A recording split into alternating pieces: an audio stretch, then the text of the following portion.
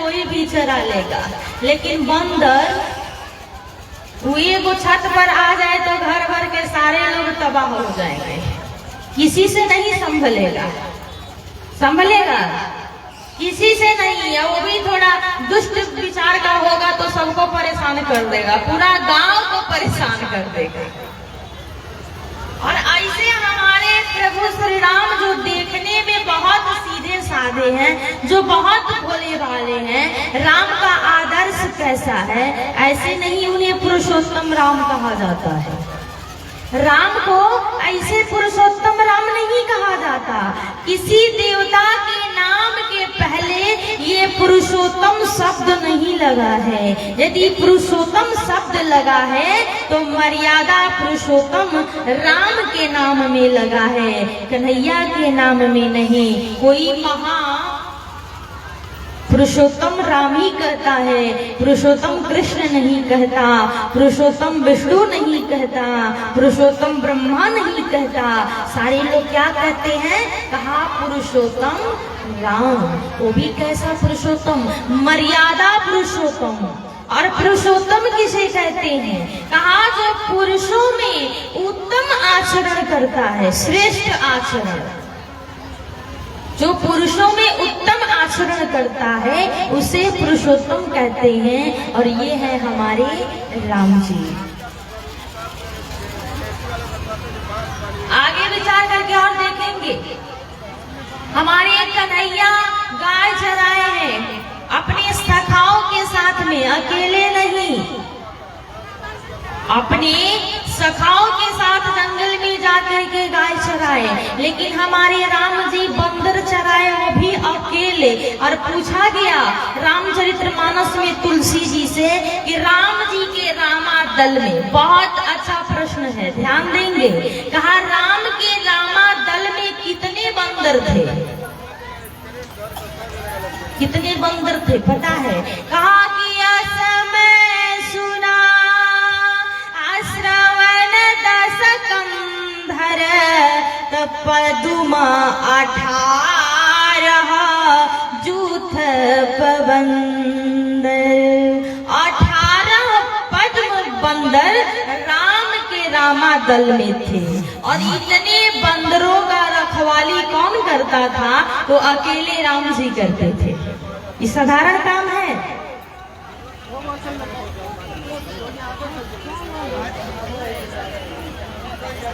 अकेले। और आगे विचार करके देखेंगे तो इस धराधाम पे हमारे कन्हैया भी आए हैं, और इस धराधाम पे राम भी आए। लीला क्या किए, कहा कन्हैया आए तो आ करके इस धरातल पे एक नहीं अनेक लीला किए, लीलाएं किए हैं, बहुत सारा लीला। कभी मनिहारिन का रूप बना करके, कभी चूड़िहारिन का रूप बना करके, कभी गोदनिहारिन का रूप बना करके, यानी तमाम रूप। कभी स्त्री बन जाते थे, कभी पुरुष बन जाते थे, कभी बालक बन जाते थे, कभी बुढ़ा बन जाते थे। बहुत सारा रोल किए हमारे कान्हा। इस धरातल पर आए न तो राधिका से मिलने के लिए हमारे कन्हैया कभी कभी मनिहारिन का रूप बनाते थे। अरे एक बार की बात है कि कन्हैया सोचे कि राधे से चल करके मिल लूं, तो कैसे मिले, कहा कि सुंदर नारी बने, सुंदर नारी साड़ी पहन करके। और स्त्री का श्रृंगार कितना होता है जानते हैं, 16 प्रकार का श्रृंगार होता है, 16 श्रृंगार। कितना श्रृंगार होता है, 16। हाँ, 16 श्रृंगार करके और कन्हैया सज धज करके, साड़ी पहन करके, इतना घूंघट निकाल करके और रंग बिरंगी चूड़ियों से अपना टोकरी भर लिए और टोकरी माथे पे रख करके और गली गली में आवाज लगा रहे हैं कि चूड़ीला हमारी सब खीन बास पहिरी।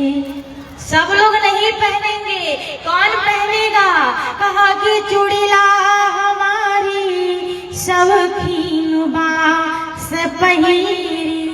जो शौकीन होगा वही पहनेगा। अब बताइए कि ऐसा कौन शर्त लगाता है, कन्हैया कह रहे हैं जो शौकीन होगा वही पहनेगा, लेकिन फिर शर्त लगा लिए। कहा इस चूड़ी को पहनने से होगा क्या?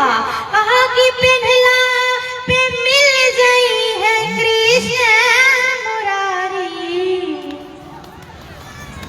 इस चूड़ी को पहनने से भगवान मिल जाएंगे।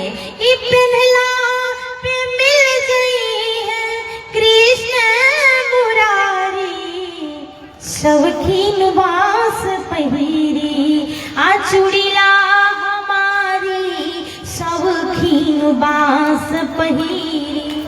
यहाँ एक और बात बता दो, यदि कोई मनिहारिन आज आए और कहे कि इस चूड़ी को पहनने से भगवान मिल जाएंगे, तो मेरे ख्याल से हमारी मैया लोग तो पहनेंगे ही, भैया लोग भी पहन लेंगे।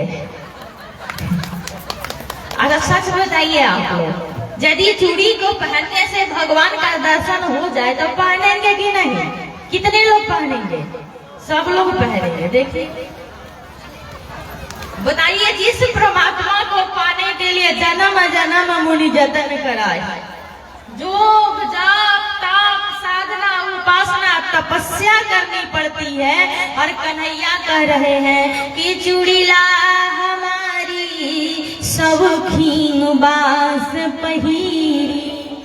कि पहनला से मिल गई है, पहनला से मिल गई है कृष्ण मुरारी, शौकीन बास पहिरी आ चूड़ीला हमारी, शौकीन बास पहिरी।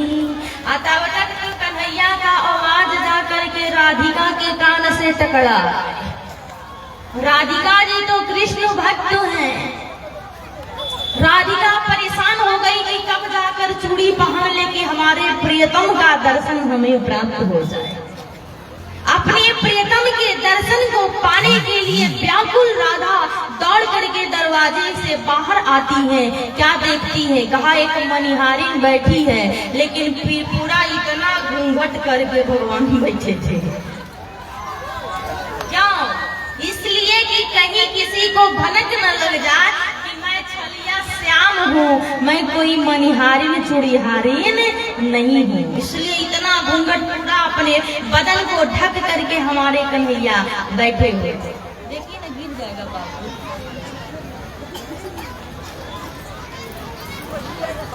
कन्हैया की इस रूप को राधिका पहचान नहीं पाई, वो समझी कोई मनिहारिन है। राधिका आकर पूछती है, मनिहारिन ये बताओ तुम्हारा घर कहाँ है? भगवान बोले कि क्या करूं, अब सफेद झूठ बोल दिए। प्रेम में भगवान झूठ बोले हैं। राधिका बोली कि ये मनिहारिन ये बताओ कि आज तक तो बहुत सारी मनिहारिन चूड़ीहारिन आई, हमको चूड़ी पहनाई में श्रृंगार का सामान खरीदी, लेकिन ऐसा आज तक नहीं देखी कि इतना घूंघट में कोई आया हो। मानो भगवान कह रहे हैं कि अभी घूंघट हटा देंगे तो पोल खुल जाएगा। भगवान घूंघट हटा नहीं रहे, इतना घूंघट करके बैठे हैं और कह रहे हैं जल्दी पहनना है तो पहन लो, नहीं तो हमको दूसरे घर जाना है। राधिका जी कहीं पहले अपना परिचय तो दे दो। तो भगवान कहे कि घर अगरे में बा नाम सवारी। कहा मेरा घर यही है पर मेरा नाम संवरिया है। मानो कोड भाषा में बता दिए, क्योंकि भगवान का एक नाम संवरिया भी है। कान्हा कह रहे हैं कि घर अगरे में बा नाम सवारी, जल्दी से ले ल जाए, जल्दी से ले ल जाए दूसरा दुआरी, शौकीन बास पहिरी आ चूड़ीला हमारी, शौकीन बास पहिरी। राधिका जी कहीं तो ठीक है चूड़ी पहना दो, कहा पसंद कर लो। राधिका जी रंग बिरंगी चूड़ियां देख रही हैं और चूड़ी पसंद कर रही है। और एक चूड़ी पसंद करके राधिका बोली मनिहारिन लो मुझे यही चूड़ी पहना दो। तो प्रबुद्ध लोग बैठे हैं, ध्यान देंगे। हमारे कन्हैया राधिका के हाथ को पकड़े और पकड़ करके जब चूड़िला पहनाने लगे ना तो राधिका को शक हो गया और राधिका जी पूछी कि ए हो मनिहारिणी तू न रहू की नारी। मानो कन्हैया का हाथ पकड़ते ही कह डाली माता क्या कि ए हो मनिहारी तू न रहू की नारी, किनारी के भेसवा में पुरुष शिकारी। तब तक कन्हैया बोल पड़े कि शौकीन बास पहिरी आ चूड़िला हमारी शौकीन बास पहिरी। अब राधिका जी को शक हो गया कि दाल में कुछ काला लग रहा है। राधिका जी कही कि ये हो मनिहारिणी दौरा छीनब तोहारी, जल्दी से अपना असली रूप दिखा दो, अपना असली चेहरा बताओ, कौन हो तुम, अपना परिचय दो, नहीं तो अभी तुम्हारा दौरा छीन लेंगे। अपने बाबा से कह करके बहुत पिटाई करवाऊंगी, नहीं तो अपना असली परिचय दे दो। तब हमारे कन्हैया अपनी असली वेश में आए, राधिका के दर्शन की और फिर कान्हा लुप्त हो गए। लेकिन वही आगे देखेंगे हमारे मर्यादा पुरुषोत्तम भगवान राम से सीता जी फुलवारी में मिली थी ना। राम जी सीता जी को देखे, सीता जी राम जी को देखी, लेकिन कोई किसी से परिचय नहीं किया। क्यों? कहा कि आदर्श का स्थापना करने के लिए राम आए, तो राम जो स्थापना किए उसके उनके बताए हुए मार्ग पे चलने से कल्याण होता है। और कन्हैया अपने मुख से जो कहे हैं वो हमें करना चाहिए, और राम जो किए हैं वो हमें करना चाहिए। नहीं तो कन्हैया जानती है कितना लीला किए हैं। गोपियां स्नान करती थी तो वस्त्र लेकर भाग जाते थे, किसी के घर में जाकर चोरी करके माखन मिश्री मेवा खा जाते थे। अब ये सुन करके आप लोग भी मत करने लगिएगा चोरी। जब भगवान किए तो हम क्यों नहीं किए? अरे वो भगवान थे, लेकिन हम इंसान हैं, हमें स्वागत कोई नहीं करेगा, लाठी डंडा देगा। इसलिए भगवान की लीला भगवान तक ही सीमित रहे तो अच्छा रहेगा। लेकिन इस रामचरित्र मानस को उठा करके आप देखेंगे और महाभारत को उठाकर देखेंगे तो महाभारत में जितना पात्र है उतना ही पात्र रामायण में भी है। यानी महाभारत में भी सास है तो रामायण में भी सास है। महाभारत की सास है गंधारी तो रामायण की सास है कौशल्या। महाभारत में भी ससुर है, रामायण में भी ससुर है। रामायण के ससुर का नाम है चक्रवर्ती सम्राट दशरथ, और महाभारत के ससुर का जो अंधा था धृतराष्ट्र। और आगे बढ़ेंगे तो रामायण में भी गुरु है, महाभारत में भी गुरु है।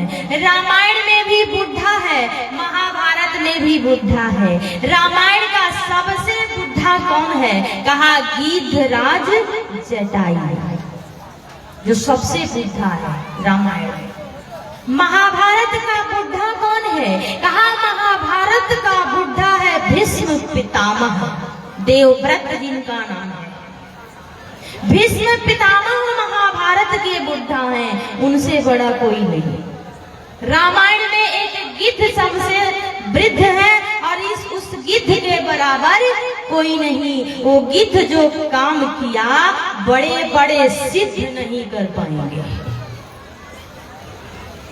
आगे बढ़ेंगे तो रामायण में भी बहू है तो महाभारत में भी बहू है। रामायण की बहू है देवी सीता, जनक नंदिनी जानकी। तो महाभारत की बहू कौन है? कहा द्रौपदी, जिसे सभा के बीच में नंगा करने का प्रयास किया गया। और आगे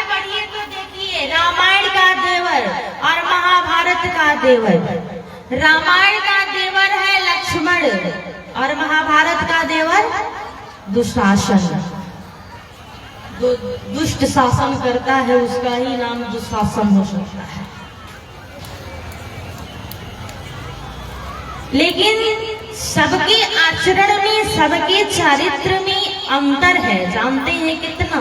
कहा कि बाबा तुलसी लिखे हैं कि कलयुग में सबको महाभारत से ही प्रीत होगा, रामायण से किसी को, क्योंकि रामायण में भी भाई है और महाभारत में भी भाई है। रामायण का भाई राम और भरत अयोध्या ऐसी संपत्ति को गेंद बनाए हुए हैं। मानो राम कह रहे हैं ये संपत्ति भरत की है कि भरत प्राण प्रिय पावई राजू, यानी सारी संपत्ति हमारे भैया भरत की है। और भरत जी कह रहे हैं कि संपत्ति सब रघुपति के आही, यानी सारी संपत्ति राम की है। और राम कह रहे हैं भरत की है, भरत कह रहे हैं राम की है, यानी गेंद की तरह उछाल रहे हैं दोनों भाई। कोई लेने के लिए तैयार नहीं है। और आज तो भैया धन के लिए भाई भाई के खून का प्यासा बन जा रहा है। मर्डर तक लोग कर दे रहे हैं भाई भाई का। प्रमाण दूंगी मैं आप लोगों को, आगे बढ़िए और बढ़ करके देखिए तो महाभारत के भाई अपने भाई को कहता है कि सुई के नोक बराबर भी जमीन नहीं दूंगा। पांडवों को, पांडव 5 गांव मांग रहे थे कि हमें 5 गांव मिल जाए, हम उसी में अपना परिवरिश कर लेंगे। लेकिन दुष्ट दुर्योधन देने को तैयार नहीं था। कहा कि सुई के नोक बराबर भी जमीन नहीं दूंगा। इसलिए कलयुग में सबको महाभारत ही प्रिय लग रहा है, रामायण किसी को नहीं। आगे बढ़ेंगे। सबसे बुढ़ा पात्र जटाई रामायण का और महाभारत का भीष्म पितामह।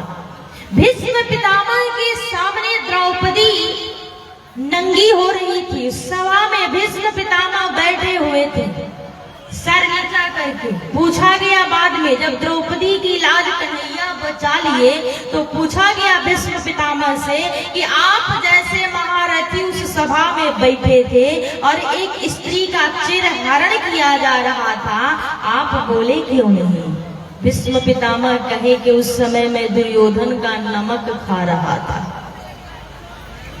इसलिए दुर्योधन के जैसा मेरी बुद्धि दुर्योधन के जैसी हो गई थी, इसलिए मैं बेटी द्रौपदी की सहायता नहीं कर। इसलिए कहा जाता है कि जैसा खाओ अन्न वैसा रहता है मन, जैसा पियो पानी वैसे निकलेगी वाणी। नमक का बहुत बड़ा असर होता है। आगे बढ़ेंगे तो महाभारत का बुढ़ा बैठा है सभा में, कुछ नहीं कर सकता। लेकिन रामायण का बुढ़ा, और इस प्रसंग को यदि आप ध्यान से सुनेंगे ना, रोने पर विवश हो जाएंगे। आप अपने आंसू को अपने बस में नहीं रख पाएंगे। इतना दर्दनाक कहानी गिद्धराज जटाई का बाबा तुलसीदास लिखे हैं रामचरितमानस में। क्या कहा कि जब सीता मैया का हरण हुआ, तुलनात्मक कथा है, यानी तुलना दी जा रही है, ध्यान देंगे। जब सीता का हरण हुआ, सीता का हरण करके रथ में बिठा करके रावण लेकर के जा रहा था, तो रावण के रथ को रोकने की यदि मानस में किसी के अंदर ताकत है, किसी के अंदर क्षमता है, तो वो है रामायण का सबसे बुढ़ा गिद्धराज जटाई, जो रावण जैसे योद्धा का रथ रोक दिया। रावण को दुष्ट कहने वाला यदि कोई पैदा हुआ तो हमारे हिंदू धर्म में, हमारी संस्कृति में कोई नहीं मिलेगा एक गिद्ध को छोड़ करके, क्योंकि एक गिद्ध ललकार दिया कि रे दुष्ट, दुष्ट शब्द से संबोधित किए गिद्धराज जटाई कि रे दुष्ट अठाड़ किन होहि निर्भय चलसी न जाने सिमोही। रे दुष्ट दशानन, इस बेटी सीता को लेकर के तू निर्भीक जा रहा है, क्या तुझे पता नहीं कि इस पंचवटी में गिद्धराज जटाई भी रहता है। अब सुनिए कितना मार्मिक प्रसंग है, आपके रोवे खड़े हो जाएंगे। गिद्धराज जटाई रावण जैसे योद्धा का रथ रोक दिए। रावण साधारण योद्धा नहीं था, कौन था? कहा रावण जब चलता था तो रावण के भार को पृथ्वी सहन नहीं करती थी, डगमगाने लगती थी। जब रावण गरजता था तो देवताओं के स्त्रियों का गर्भपात हो जाता था। इतना भयानक गर्जना। रावण कौन है? कहा जो सारे देवताओं को बंदी बना ले, यानी रावण के इशारे से पितामह ब्रह्मा प्रतिदिन जाकर के लंका में वेदों का पाठ करते थे। रावण के कहने से अग्नि देव जाकर के और लंका में भोजन बनाते थे। हनुमान जी के पिता पवन देव रावण के इशारे से जाकर के प्रतिदिन लंका में झाड़ू लगाने का काम करते थे। यानी शंकर जी ऐसे देवता को नहीं बख्शा, आदेश करता था ऐ शंकर प्रतिदिन आकर के हमारे लंका में हमें डांस करके दिखाना, नृत्य करके, नाच करके। तो शंकर जी डमरू बजा बजा करके नाचते थे तो रावण बैठकर देखता था। यानी काल को भी बंदी बना करके रखने वाले रावण से एक गिद्ध नहीं डरा। कोई सिद्ध बचाने नहीं आया, भारत का गिद्ध बचाने आ गया कि सिया के रोवत देखी आकाश में, कि सिया के रोवत देखी आकाश में, आँखी के आगे न पाप सहले, रावण गिद्ध में का क्षमता, पर पाख वो चोचन से लड़ी गईले, देश उहे पर लो गई है, देश उहे पर लो गई है, आऊ दिनवा कहवा चली गईले, अपर नारी के इज्जत बचावे बदे, यही भारत में गिद्ध वो मरी गईले, पर नारी के इज्जत बचावे बदे, यही भारत में गिद्ध वो मरी गईले।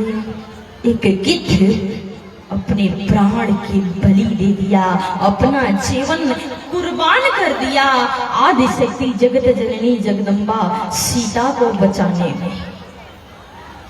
यही नहीं, आगे भी आप देखेंगे, आगे भी रावण से सीता को छीन लिए, छीन करके वट वृक्ष के नीचे बिठा दिए। साधारण योद्धा नहीं थे, रावण को छीन करके वृक्ष के नीचे बिठा दिए। कहे बेटी सीता तुम यहीं बैठे रहो और मैं जाकर के युद्ध करता हूँ, और बेटी थोड़ा भी घबराना नहीं, तुम्हारा पिता जटाई अभी जिंदा है। आजकल भैया कोई बाप अपने बेटी को भी मोटरसाइकिल पर बैठा करके चौराहे पर लेकर जाए ना, 1000 लोग कमेंट करने के लिए बैठे हैं। एक भाई अपने बहन को भी लेकर के जा रहा है, 1000 लोग टिप्पणी करने के लिए बैठे हैं। लेकिन वाह धन्य हो गिद्धराज जटाई जो सीता के लिए अपने प्राण का न्यौछावर कर दिया। रावण से सीता को छीन करके कह रहे हैं, रे रावण, हमारी बेटी सीता को ले जाने से पहले हमें मारना होगा, तब तुम बेटी को लेकर के जा सकते हो। रावण युद्ध करने के लिए तैयार हो गया और दोनों में युद्ध प्रारंभ हो गया। जटाई राम भक्त है, कभी झूठ नहीं बोलेंगे, और रावण वो तो एकदम खतरनाक था। रावण जटाई जी से पूछा, जटाई हमसे युद्ध करने के लिए तुम सक्षम हो? जटाई जी कहे कि हाँ, जब तक जान में जान है तब तक लड़ूंगा, पैर पीछे नहीं करूंगा। कहा ठीक है तो फिर जाओ, और दोनों भिड़ गए। युद्ध होने लगा, युद्ध होने लगा, होते गया। जब रावण देखा कि मैं जीत नहीं पाऊंगा तो रावण छल कर दिया। छल जानते हैं कैसे किया? रावण से जटाई जी पूछे, हे रावण बता तेरा प्राण कहाँ बसता है? रावण झूठ बोला। रावण का प्राण रावण के नाभि कुंड में बसता था, लेकिन रावण कह दिया, जटाई हमारा प्राण तो हमारे पैर के अंगूठा में बसता है। बुद्धिजीवी लोग बैठे हैं, कहा कि हमारे पैर के अंगूठे में हमारा प्राण बसा हुआ है, लेकिन तू बता कि तेरा प्राण कहाँ बसा है? जटाई जी सच बोल दिए, और सच जटाई के लिए भारी पड़ गया। जटाई कहे, रावण हे दशानन, हम पक्षियों का प्राण तो हमारे पंख में बसता है। यदि किसी पक्षी का प्राण लेना हो तो उसके पंखों को काट दीजिए, वो तड़प तड़प करके मर जाएगा। कहा कि हमारा तो प्राण हमारे पंख में बसता है। रावण इसलिए कहा कि जब हम कहेंगे कि हमारे पैर में हमारा प्राण बसता है तो जटाई अपने चोंच से हमारे पैर पे प्रहार करेगा, और जो ही नीचे झुकेगा कि मैं दोनों पंखों को काट दूंगा। और वही हुआ। जो ही जटाई रावण के चरण के अंगूठे पे प्रहार किए न, उठाया तलवार और दोनों पंखों को काट दिया। पंखों को काटा, जटाई कराह उठे, तड़प उठे पीड़ा से।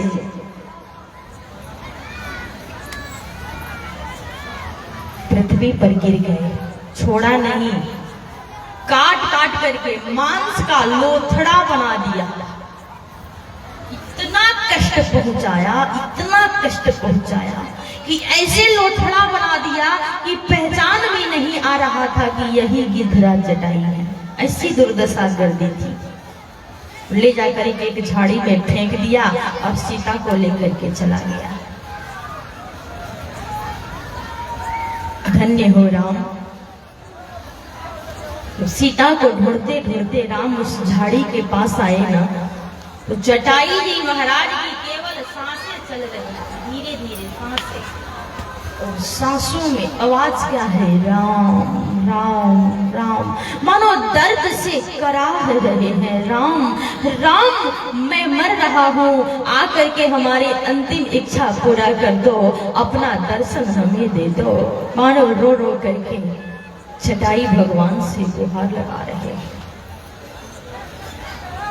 और बिंदु जी लिखे हैं कि यही हरि भक्त कहते हैं, यही सब ग्रंथ गाते हैं, न जाने कौन से गुण पे दया निधि रीझ जाते हैं, न जाने कौन से गुण पे दया निधि रीझ जाते हैं, न जाने कौन से गुण पे दया निधि रीझ जाते हैं। हमारे परमात्मा के लिए तड़प रहे हैं जटायु जी।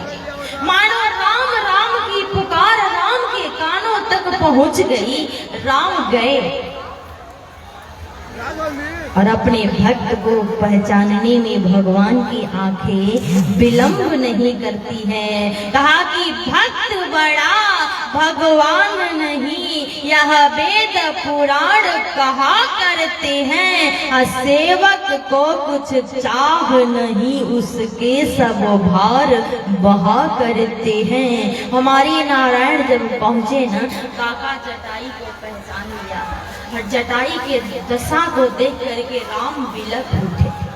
एक तो राम अपने पत्नी के लिए तड़प रहे थे, दूसरा काका जटाई को देखे ना तो जटाई को अपने पुत्र के भांति प्रेम करने वाले। देखिए ना, बच्चा सो गया है, लेके आ रहे हैं। क्या हुआ?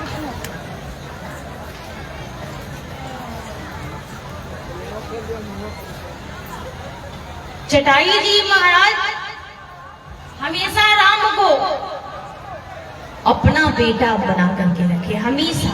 क्योंकि जटायु जी बचपन से ही सत्संग करते थे और सत्संग में सुन लिए थे कि भगवान के साथ एक नाता लगाने से जीवन धन्य होता है।